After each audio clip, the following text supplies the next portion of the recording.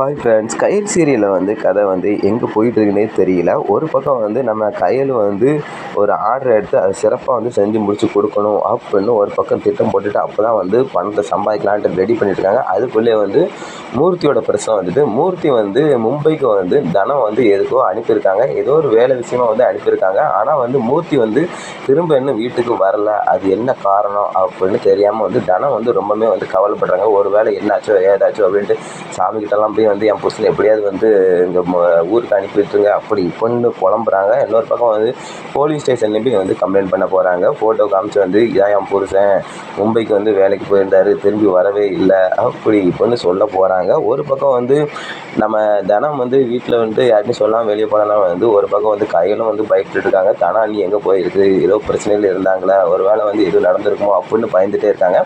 அப்போ ரோட்டில் ஒரு ஆக்சிடென்ட் நடந்திருக்கு. அந்த ஆக்சிடெண்ட்டை பார்த்து நம்ம கையில் ஒரு வேளை இது தனமாக இருக்குமோ அப்படின்னு சந்தேகப்படுறாங்க. வயசெல்லாம் பார்த்தோன்னா அது தனமே இருக்காது, அது வேறு யாரும் இருக்கும்.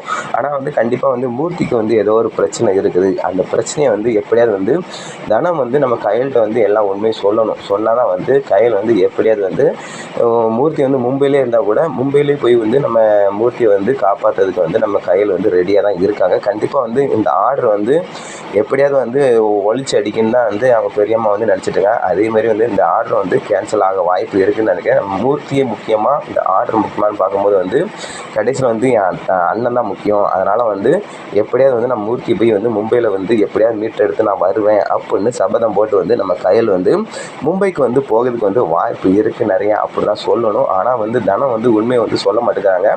ஏதோ பணத்துக்கு ஆசைப்பட்டு தான் நம்ம தனம் மூர்த்தியை மும்பைக்கு அனுப்பியிருப்பாங்கன்னு நினைக்கிறேன். ஒருவேளை மும்பையில் நம்ம மூர்த்தி பாட்ஷாவாக மாற வாய்ப்பு இருக்குதுன்னு நினைக்கிறேன். ஆனால் பாட்ஷாவாக மாறுறாரு, அல்லாட்டா பள்ளியாக மாறுறான்ட்டு பொறுத்து இருந்தால் தெரியும். ஒரு வேளை ஏதாவது கடையில் வேலை பார்க்குறாரா, இல்லாட்டா ஏதாவது கஞ்சா திருடி போலீஸ் ஸ்டேஷனில் மட்டும் போலீஸில் கம்பி பண்ணிட்டுருக்காருன்ட்டு பொறுத்து இருந்து பார்த்தான்னு தெரியும். கண்டிப்பாக இந்த உண்மை கூடிய சீக்கிரம் தெரிய வரப்போகுது. போலீஸ்லேயும் நம்ம தனம் கம்ப்ளைண்ட் பண்ண போகிறாங்க. என் புருஷன் மும்பைக்கு வேலைக்கு போயிருந்தார், அவர் என்ன வரல அப்படின்ட்டு கம்ப்ளைண்ட் கொடுக்க போகிறாங்க. இனிமேல் மும்பையில் விசாரணைலாம் நடக்க போகுது. அதுக்கப்புறம் நான் கையிலும் எப்படியாவது மும்பைக்கு போக வாய்ப்பு இருக்குது. மும்பையில் போய் எப்படியாவது நம்ம அண்ணனை எப்படியாவது காப்பாற்றி ஆகணும் அப்படின்னு பல திட்டத்தோடு தான் நம்ம கையில் இருக்கிறாங்க. ஆனால் கையலுக்கு மூர்த்தி எங்கே போயிருக்கான்னு உண்மை இன்னும் தெரியல. மும்பைக்கு தான் போனான்னு உண்மை தனம் சொன்னாங்கன்னா கண்டிப்பாக கையில் மும்பையில் போய் அவங்க அண்ணனை மீட்டெடுத்து வர்றதுக்கு வாய்ப்பு நிறையாவே இருக்குது. அப்படி தான் கதை வரும்னு நினைக்கிறேன். ஆனால்